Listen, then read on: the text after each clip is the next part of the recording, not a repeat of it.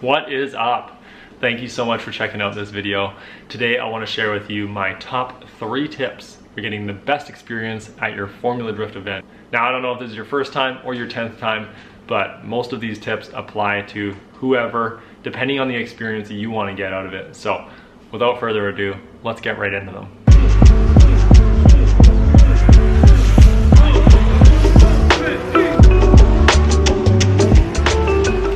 Tip number 1, that's book those experiences as soon as possible. Experiences, in case you don't know, are add-ons. They include autograph signings like this one right here. You can do a media pass, and I think you can do a track walk. I don't know if they have other ones at different events, but those are the 3 that I've seen.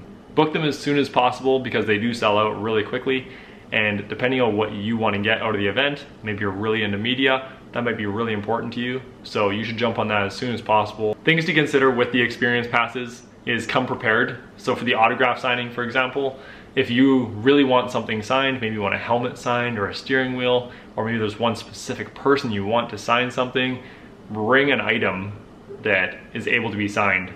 Otherwise, you're gonna get loaded up with tons of posters. Every single team pretty much has a poster or stickers, and they really end up just shoving them all in your hands with one autograph on every single thing. You end up with a stack of posters that, if you're anything like me, ended up in the recycling. So it's kind of sad. I wish I brought a helmet or something for my autograph signing, and that's something I definitely learned and something you can avoid. For the media pass, I would consider charging all your batteries, wiping all your memory cards, making sure your cameras are ready to go. You do have to use your own equipment, and you want to make sure all your equipment is ready to go, so you're not getting out there and realizing all your batteries are dead and you end up just standing there doing nothing for the whole experience. That would suck. For the track walk, we've only seen people do it. I haven't actually been a part of the media pass or the track walk. We've seen them both happen. For the track walk, something we've laughed at a little bit and noticed is that it is a little bit slow. So if you're in the blazing heat, like maybe Utah, for example, or maybe Long Beach you're doing, it's gonna get hot out there. So bring some water, make sure you dress appropriately, put sunscreen on, all that type of stuff, because you're walking the whole track. You're pretty much straight out in the middle of the heat, so come prepared for that. Tip number 2, that's planning your food and your merchandise. Merchandise meaning, what do you want to get? If there's specifically a t-shirt you want to get, do you know where that is? Are you going to be able to run and go get it right away? Or is it going to be sold out by the time you get there? So if merchandise is super important to you, maybe consider holding off on watching the actual event for a while, because merchandise does sell out pretty quickly. Specifically if it's from one team or one person, like Adam LZ for example, he might have one t-shirt, but he's really popular, so those things sell out pretty quickly. Food, on the other hand, is something you want to consider because concession and track food is not always the best, and it's usually overpriced. So if you're a foodie, if food's something that's pretty important to you, consider eating before you come. Also consider bringing some snacks and ensure that they're allowed to be brought into the event, because they do check your bags. So make sure that whatever food you bring in is approved. Or an alternative to that is leaving some food in your car. If you got granola bars or protein bars or whatever, leave the event, go out to the parking lot, eat some food, come back in. Both events we went to let us back in, so that's another way to do it. Also prepare for the end of the night, because the events typically run well into the night. So either have some food at home so you're not having to run home and start cooking and doing all that stuff, or plan to get some food on the way home.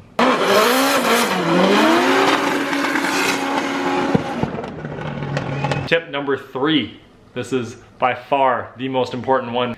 I don't know what you guys care about, what's important to you, but if you're anything like me, I really wanted to meet the drivers. I wanted to talk to the crews. I wanted to get some one-on-one time with some of the drivers and pick their brains and kind of, get to know them, ask them some important questions. So go for both days if you can. That's tip number 3, is go for both days. Most events, I haven't been to a lot of them, but most of the ones that I'm aware of are 2 days at least. And usually one of the days is for practice and qualifying. They are a lot quieter on those days, so most people don't come to spectate those days because it's not actually the competition day. So practice and qualifying is the first day. Teams are usually a lot more chill. They're kind of hanging out, dialing in the car, talking to people. It's really a time when the drivers are a little more loose, they're a little more relaxed, they can have some one-on-one time with you if you catch them. And if that's important to you, it's super important to me. I would definitely recommend going for 2 days. Day number 1 also gives you the opportunity to find the best media spots. If you're into video or photography, you can kind of scope out the track and find them for day 2. When you come back in, you can run to that spot and lock it down, and maybe you get the starting line shots that you want, or a certain corner, maybe it's bank shot, whatever you want. You already know where you're going, and you can kind of get there before anybody else does, which is pretty cool.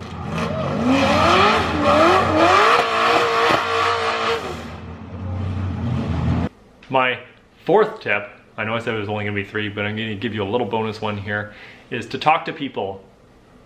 I know it sounds weird. We actually have to talk to people.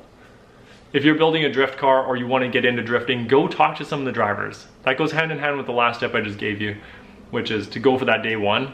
If you want to talk to people, if you're building a drift car, like I'm building a car, I went and asked them very specific questions about that. And I went around to some of the crews who had similar builds to what I wanted, and I just asked them, and they were all pretty friendly about it. So they're willing to give you guys advice as long as you go in there and ask, or ask for a photo with them, or ask what is, you know, what's involved in becoming a mechanic for the crew, or, you know, ask them anything. Ask them how they opened a shop. Most of them own shops and they work on other race cars. Ask what's involved in that. Maybe you want to run a business. They're pretty open about a lot of that stuff, and they're willing to talk to you. You just have to ask them, and you have to catch them at a time where they're not running to go get in their car, or they're not, you know, running to a media event or an autograph signing or something like that. If you can catch them when they have a few seconds to talk, most of them are fully prepared to talk and share their experiences and kind of hang out with you. What I'm really getting at with that though is talk to other people as well. We met a guy in the crowd at Seattle. He was really nice. We didn't think anything of it. He was just sitting in the crowd with us, and we were watching Matt Field out doing a practice lap. I think it was practice, maybe qualifying, can't remember.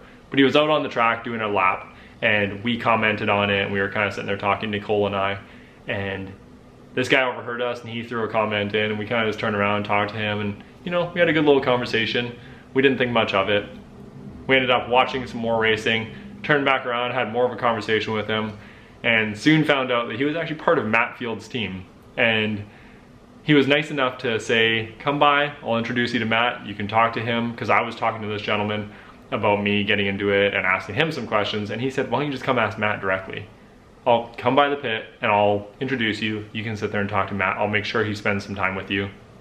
And he really did. We ended up going down there about 10 minutes later, and I got to sit there and talk to Matt and have a good time, and Matt gave me some super valuable advice.